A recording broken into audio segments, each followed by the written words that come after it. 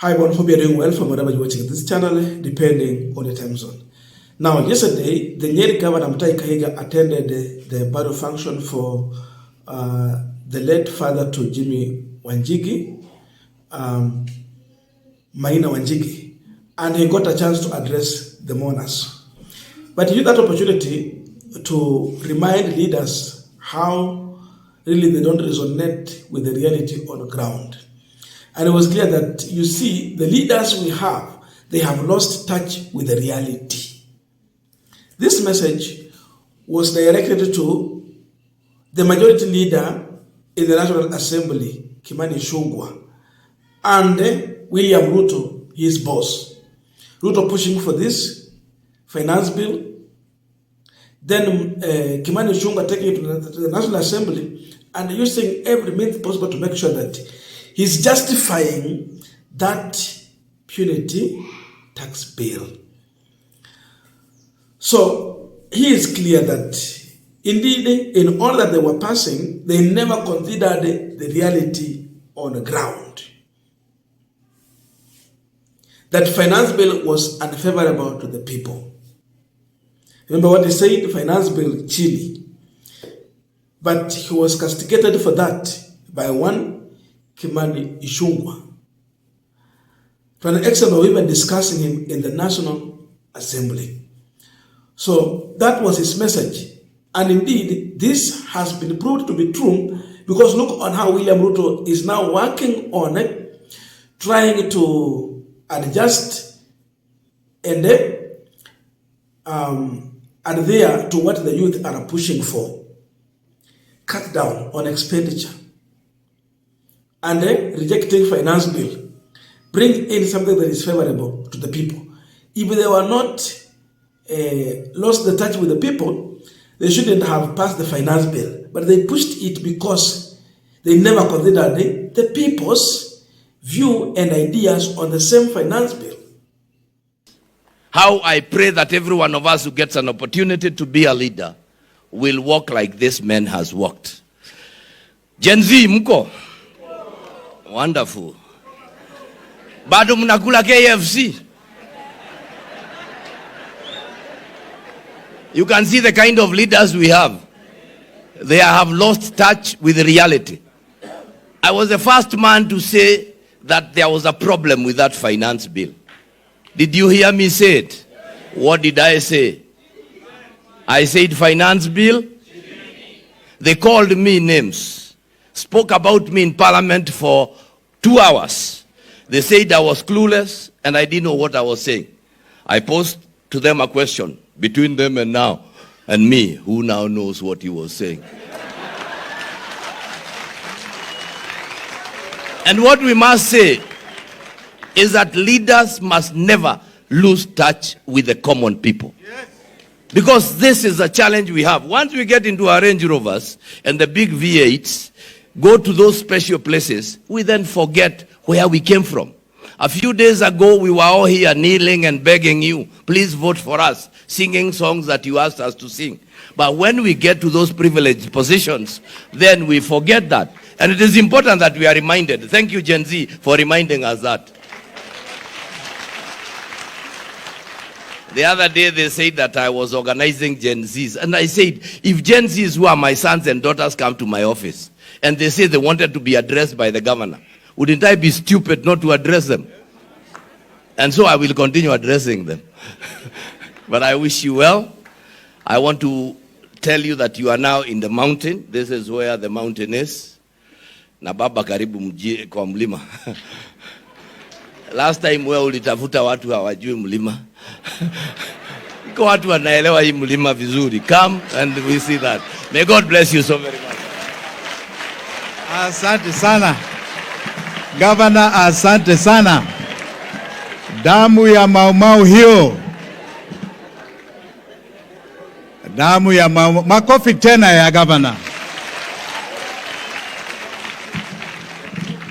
Governor, I assure you we will not let Mzee down. Yes. Now, for those who have been asking Mutahi Kahiga's position or views on the finance bill, this is exactly what he said in the church in front of Kipchumba Murkomen And his message was that go and tell the president that people do not want this finance bill. He said finance bill chini, and he talked about the vehicles. Yale magari ambayo wanataka kuweka tax nyinyi mnunulia hao watu.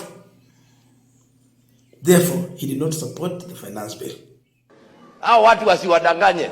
Hiyo finance bill mnaongea ati mtaongeza tax. Hawa mnaona hawa. Wasiwadanganye na msidanganye. Finance bill chini. Kwa nini sasa mnataka haya magari na hamkununulia mtu muanze kuchukua pesa? Alafu unatuambia tusinyamaze, tusiseme nini? We will speak.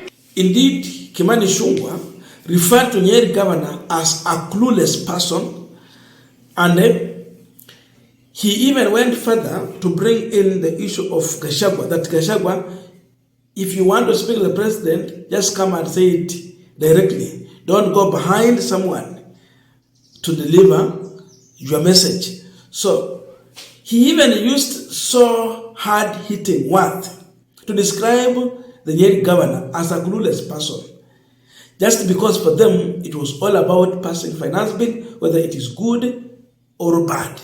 So it is true, Kimani Ichung'wah said this. What would become the Act of Parliament, Finance Act of 2024. Because, Honorable Speaker, I have seen even governors in funerals, in churches, like the governor, clueless governor for Nyeri, debating the finance bill and saying he will vote no, as if he votes in this house. And you know that governor, Honorable Speaker, even has no idea of what is contained in the finance bill, has not even bothered to follow what the public discourse. And therefore, I would just appeal to even the governor for Nyeri. I know the people sending him are the same characters who are trying to mobilize members of parliament. And I must thank these honorable members of the National Assembly because they have refused to be incited against the finance bill and insisted on waiting for the report of the Finance Committee to read, understand what is now contained in that report, see what amendments come out of the public participation, then we make decisions based on what will come. But we cannot make decisions based on what some funny governor is saying in some church somewhere, Honorable Speaker. Now, as we continue with the panel discussion, just a quick request for those who are watching and you've not yet subscribed, please consider subscribing. To our return subscribers, I must say thank you so much. And again, to all our viewers, please give the video a thumbs up. Thank you so much, and back to this discussion. One question Mutahi Kahiga is asking, between them, those leaders who are pushing and voting for the finance bill, and him who was against the finance bill, who was right, who had attached with the reality on ground, Mutahi Kahiga has been vindicated. He was right. He had touched with the ground. He was speaking for many people, the silent majority.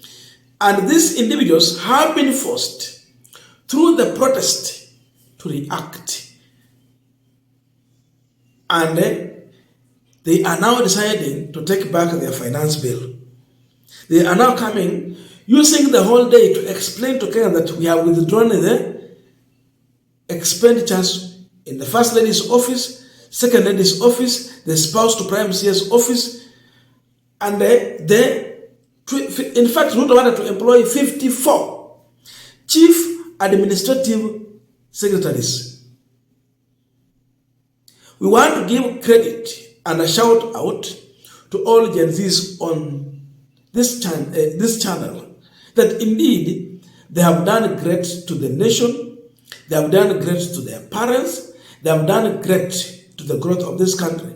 Because, as I'm speaking now, 54 people who are supposed to get employment without,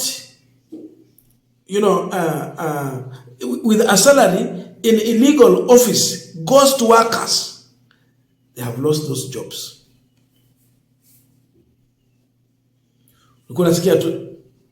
Chief Administrative Secretary for Defense, Chief Administrative Secretary for Foreign Affairs, Chief Administrative Secretary for Agriculture, iyo mambo yote, yani assistant ministers. These people need an office, they need a secretariat, They need vehicles. So you look at the budget of one office every month, it is not less than 3 million. One office. Ndio alipo wafanyakazi wake pale, akuwe na magari, apate mafuta na apate na mshahara wake. They have saved the nation. So Ruto has been forced to know the reality and to adjust the reality on the ground. Then those other officers. So the governor has been vindicated. What if Ruto and Kimani Ichung'wah would have listened to the governor, which was the voice of majority of Kenyans? Would Ruto be wasting his time on Twitter space to explain so many things in a peer engagement with the youth? He wouldn't waste his time. He would be doing other things. Now he has been forced to cut on his travel. Because akienda na msafara mkubwa, sijui anaenda wapi na wapi. He has to come down to the reality. So the governor was right. That was the biggest problem, is that the man that he was supporting, Rigathi Gachagua, did not come out openly to speak about this. He refused to be man enough. But this governor stood up. He even went further to address the youth who visited his office. Imagine when youth were banning other officers, they visited the governor's office to seek for his view and endorsement. He addressed them because when they were visiting him in Nyeri, they knew that his position is clear. Finance bill, chili. So that was it. And indeed, he stood the ground and he repeated it. That was his position. So Kimani Ichung'wah and the team have been embarrassed. Because now Ruto has to realign with what people like Mutahi Kahiga were talking about. Kiburi imerudishwa chini. And those are some of the leaders we are having in this country. I don't know your views, but let us be in the comment section to continue with this discussion. Thank you so much and see you in our next video.